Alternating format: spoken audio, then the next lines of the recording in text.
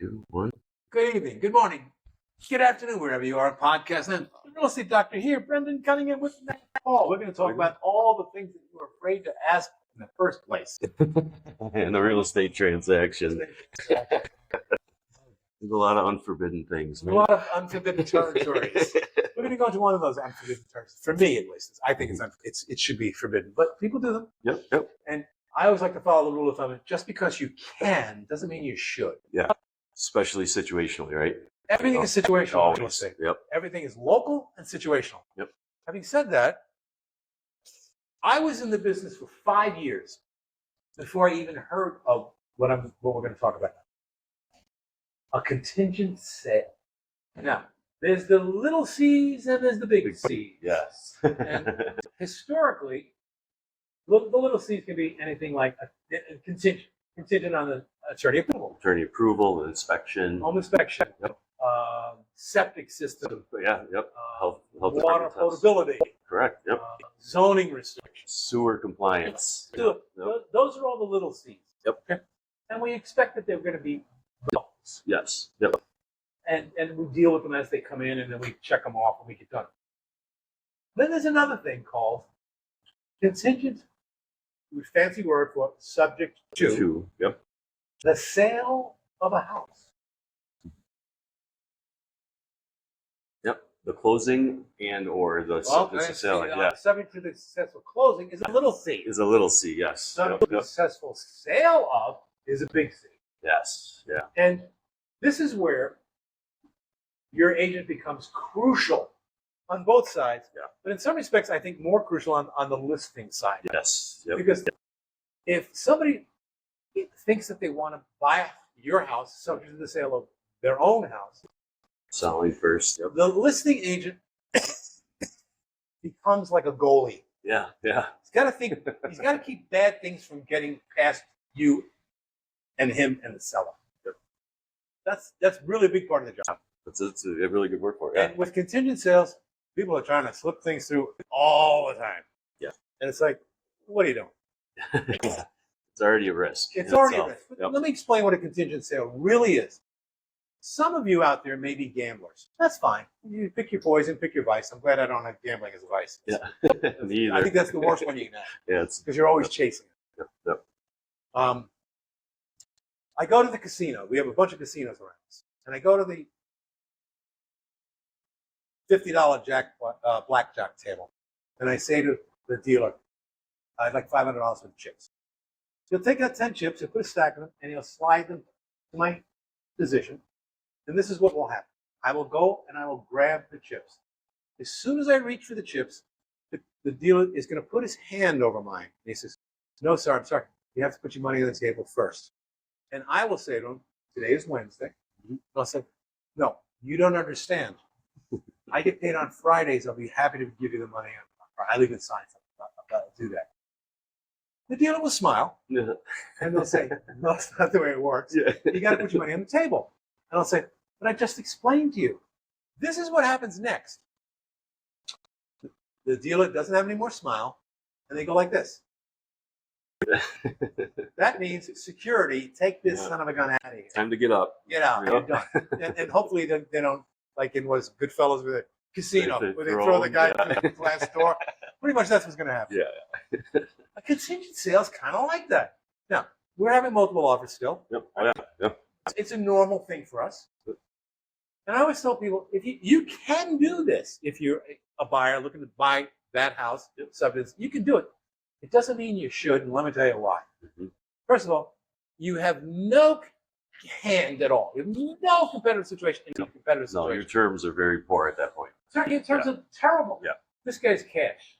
This guy's full price cash. Mm-hmm. This guy's cash $20,000 over the asking price. No inspection. No inspection. Yeah. This guy's conventional financing, $30,000 over the asking price, no inspection. But no contingencies. Right? And then there's about 4 other offers in it, and then there's you. And you say, well, I have a house to sell. I hope you entertain my offer. And it's like the listing agent is a nice person, but he says to himself, and he's doing this all electronically. It's like, how the hell did this guy even get in the room? Yeah. Yep. You have no competitive edge here. And I tell people, you have to understand what a contingent sale really is. Not as you're making an offer on something else that has to happen. Yes. This is where the listing agent needs to ask 20 questions. Yeah, absolutely. If he's even considering this or having his seller consider this. Yep. Question. Is it on the market? Is it on the market? And if it isn't, when is it going to be ready? Well, you don't understand. As soon as they begin with, you don't understand, I said, you're right. Yeah. Explain this to me, Lucy. So you're gonna put the house on the market if they accept your offer. Yep. And only if they accept the offer. Okay. Next question would be, who are they putting the house on the market with? Yep. Because it's better if you're on with that agent, Absolutely. not just because he's got a vested interest, because now there's two transactions, but he has more control over it. He doesn't have to call another agent. Yes, absolutely. Yep. Who may be in another state. Yeah. They're hard to get a hold of. Hard to get a hold of. Yep. Okay. Okay. So is the house on the market? Okay. Yes, it is on the market. What else? Yeah. How long? How long? Yeah. Well, it's really only been on the market a year. Whoa. Yeah, it should have already sold 3 times. Sorry. What is it? It's in the Twilight Zone. Yeah. Okay. Next question. Speaking of Twilight, where's the house? Yeah. Yep. And the price. Well, we're going to get Yeah, to the yeah, price. okay. Yep. Sorry, I'm joking. He's a jumper. He's a jumper.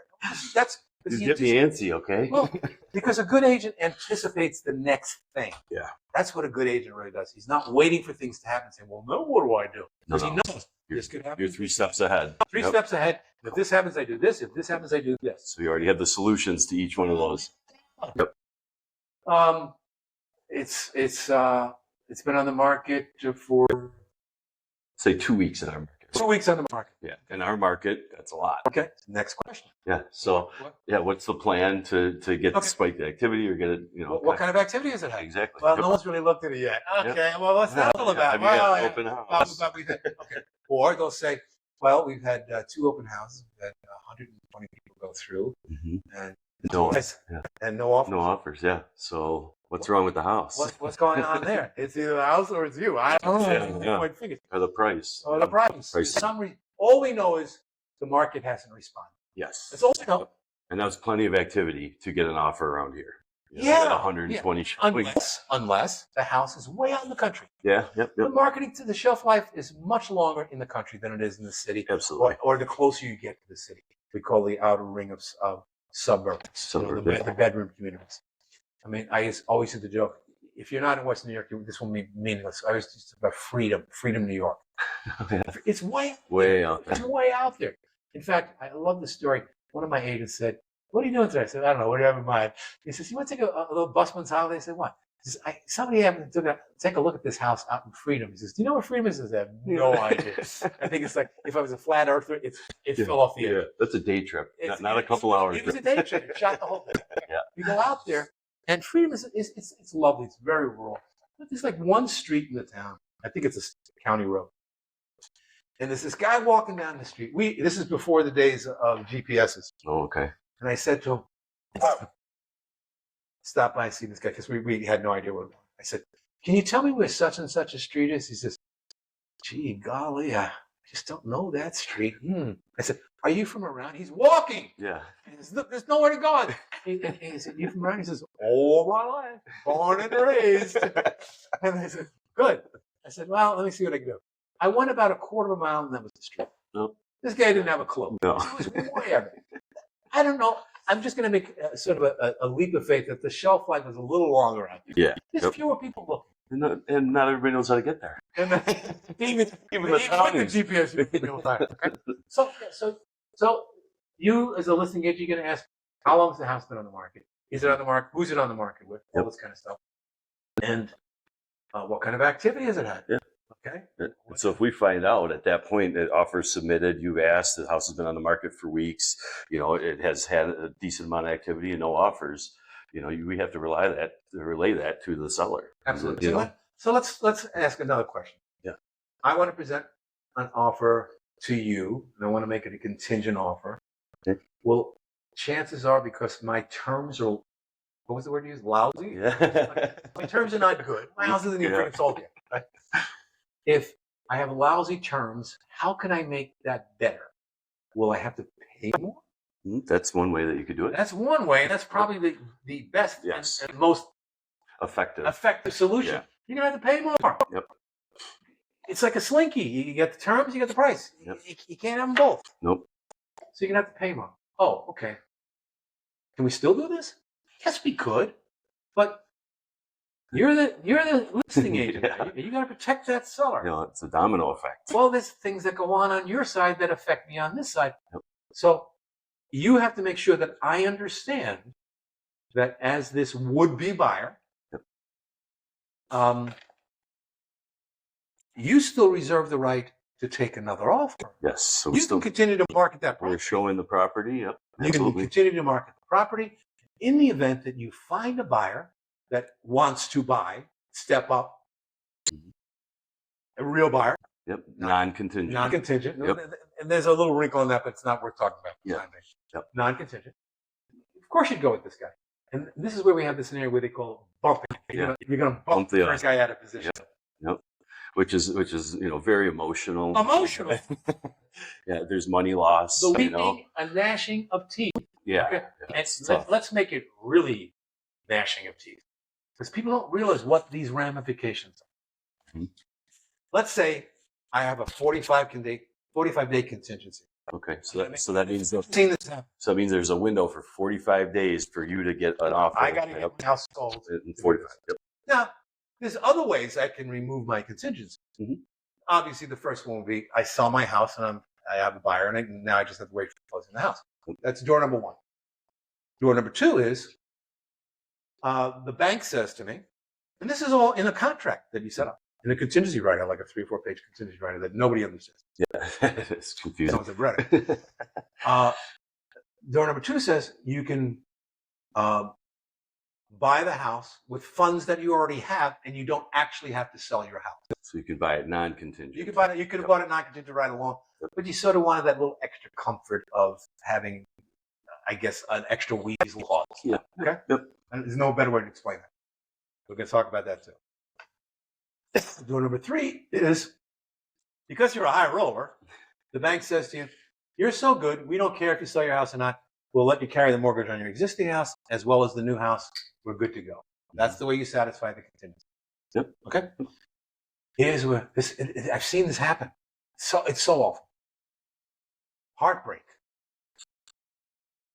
I get a buyer on my house on day 44. Yeah, right. Cutting it close. Cutting it close. And I remove my contingency, right? Mm-hmm. No, I don't get to remove my contingency. Why? Because the buyer of my house is going to be just like me on the other house.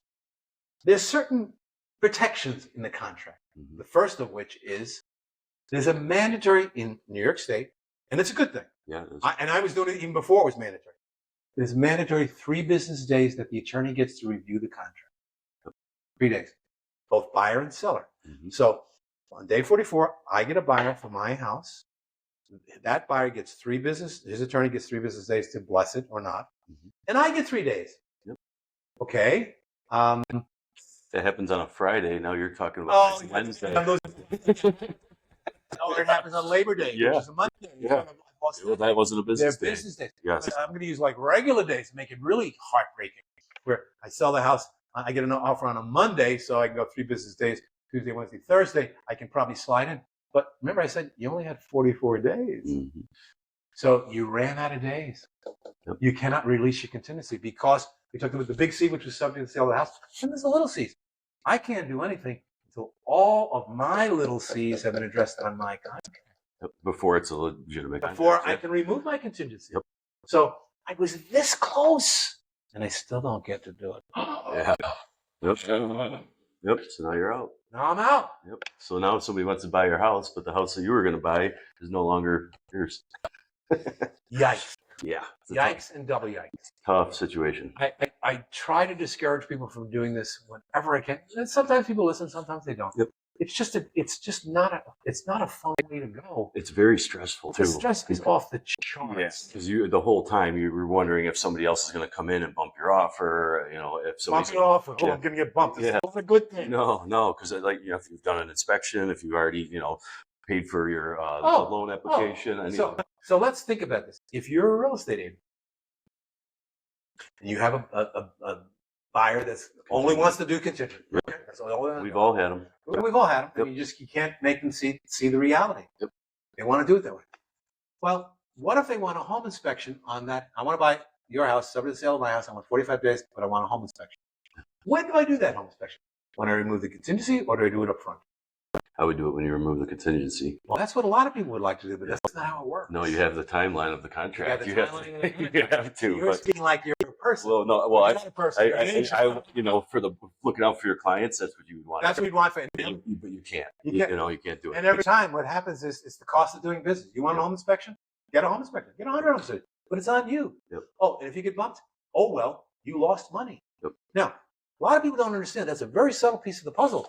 And so let's say you're working with a buyer, and I'm sure you've had this situation where you presented and it didn't get accepted. Yep. It may have happened. Yep. Maybe it's happened more than once. Yeah. To the same buyer. Mhm. We had one agent that was with us. I think she went 18 deals before she got an offer accepted. Wow. That's so painful. Yeah. I've had that. And the amazing thing is the seller stayed with her.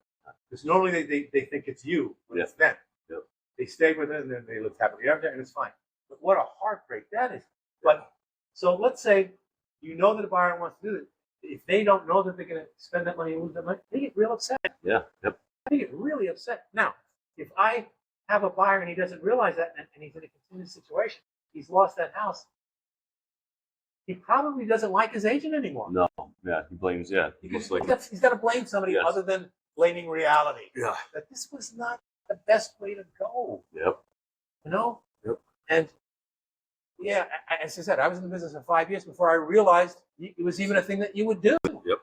Yeah, because I mean, it comes and goes, you know, and I've been in over Comes and 10 goes. years. As the market slows down, you Yep. will see them Yep. become somewhat more common, but they're not common right now because how do they get in the game? Yeah.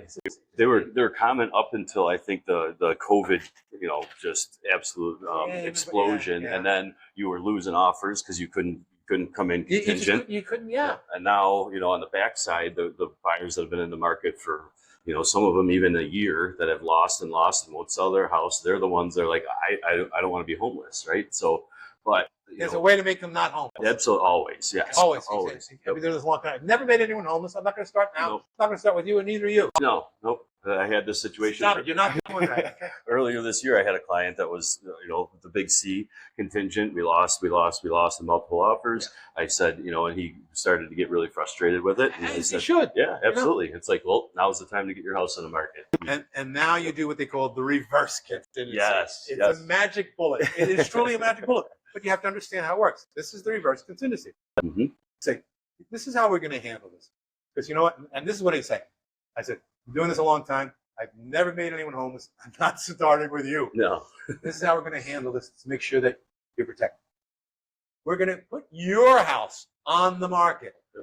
When we get an offer for your house, hopefully not contingent. Yeah. Because then we're swimming in, then it's in a polluted pond again. You're adding more dominoes. It's not cool. Yeah. And we're going to get a contract on your house. We're going to get your house sold. But so that you're protected and we don't make you homeless, we're going to put a clause in there. And it's going to say the following. Seller, buyer grants to seller 30 days to enter into a bona fide contract of sale or to find suitable housing to bring this contract to fruition. There's one other extra stipulation I would also put in there. And I would say, and seller grants to that buyer up to $500 reimbursement for any out-of-pocket expenses, i.e. home inspection, whatever. Because that timeline is starting. Mm-hmm. And you know what? Here's something that's happened in all the years. The few times that this has ever had to happen. I've never seen a seller write that check. No. It's the biggest $500 check in the Met. They just won't do it. They'll move in with their brother-in-law, just who they hate, just to make that sale. Yep. And here's the downside. They make the sale. Now maybe they don't have a target house, but they don't have to sell a house. Yep. They're clean buyers. They may even be cash buyers at this point. Yep. Yeah, because of the equity in their house. Because they sold enough. And then they're just a small C. Then they're as big, but then they're down to the small C. There's a lot, one of the small Cs, and it's interesting when they changed the contract about 20 years ago.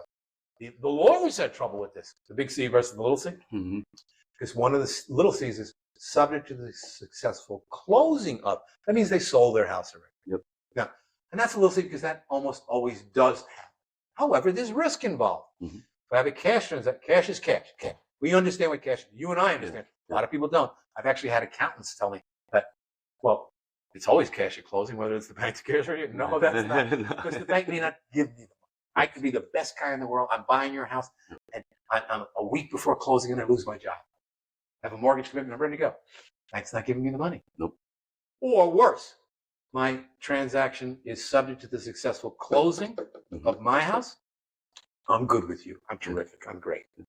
The guy that's buying my house loses his job. Yep. Dominoes, Yep. they're all going. That's why people like to do a cash transaction, because they don't have to worry about all these little C's. Yes. Yep. And they happen. And it's not because people are trying to be bad or weasels or something like that. They call these weasel clauses. That's not what's going on. It's life. Yeah. Nope. You know? So you have to have some ways to protect you on the buy side or the sell side. I had one situation where I knew this wasn't going to be a contingency. I knew it wasn't. This I primed for. The lady was selling a house in Atlanta, moving here. It was going to be a cash transaction. And I was in a great situation. It was way out in the country, so it wasn't competitive. Oh, good. Nice. Okay. Yep. Wasn't competitive. And she says, I'd really like to get my house sold before. I mean, I know it's going to sell. And I checked the market. I knew what the 2 days on the market, this thing was going to sell like yesterday. And in point of fact, it sold the day after yesterday. Wow. Okay, it sold very fast. Yeah. We put the contract together. And, but she says, I'd really prefer that I have that little thing. I said, you can, but you have to understand, if somebody comes along, they can bump you out of business. She says, don't worry, I have the money. If that happens, I'll just buy it. So she wanted an extra luxury that she was going to pay through the nose for. Mm-hmm. It cost her 10 grand.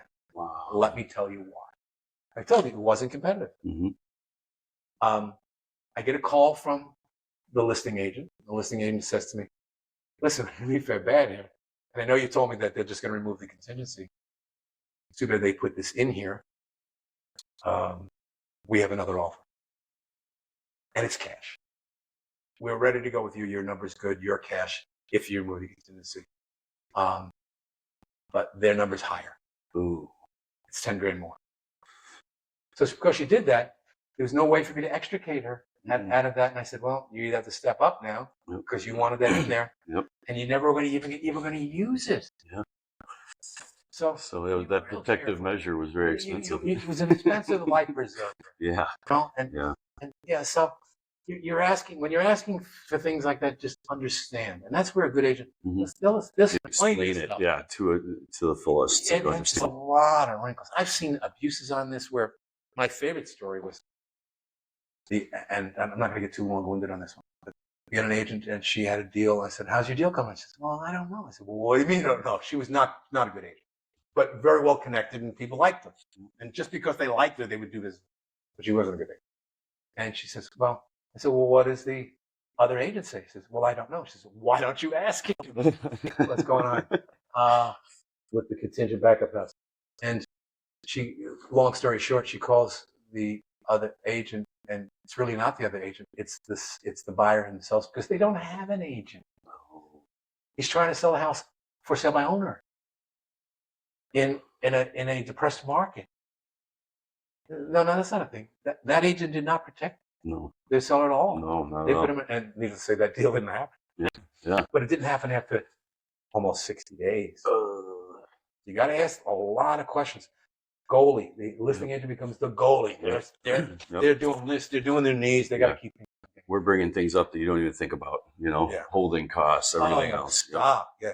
It gets so. I'm in general speaking. I think they're kind of the work of the devil. Frankly, they don't make any sense. You're going to pay through the nose extra, and you're going to lose a lot of opportunities. And it's goofy, I think, certainly because there's another better way to do it with the reverse contingency. Absolutely. Yeah. Everyone wins that way. It's a really hard sell, especially in a strong. Oh my God! And there's most of the markets, even Florida, which is having some. It's still a strong market. I mean, it's not as strong as Buffalo. Buffalo, Western New York is crazy strong right now. Yep. So, but it was something that I thought warranted a description. Yeah, I hope that it brought a little bit more understanding and clarity to it, because it can be very confusing. It's confusing. It's confusing for a lot of the agents. Yep. And it shouldn't be, because we should be better at it. So Better make sure you have a better agent that knows how to do this stuff, so they don't put you in a situation that's.